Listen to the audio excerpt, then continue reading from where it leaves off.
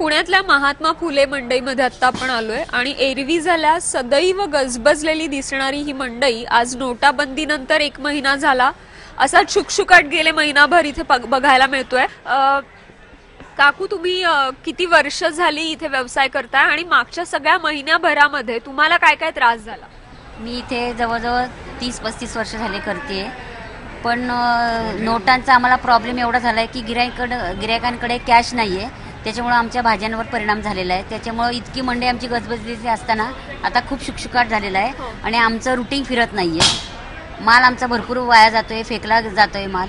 मी किती गिरायकांचं मांडून ठेवलेत पैसे की बाबा एकदम झाले की तुम्ही द्या, तुमच्या सोयीनुसार तुम्हाला जसे बँकेतनं मिळतील तसे तुम्ही मला द्या, असं मी प्रत्येक गिरायकाला सांगितलं। अशी तुमच्याकडे साधारण कितीशी उधारी आहे? अशी म्हणजे बरीचशी, माझी जवळजवळ 10-15 हजार रुपये माझी उधारी आहे। तू आता इथे असतोस कायम, तुला काय काय महिन्याभरात त्रास झाला?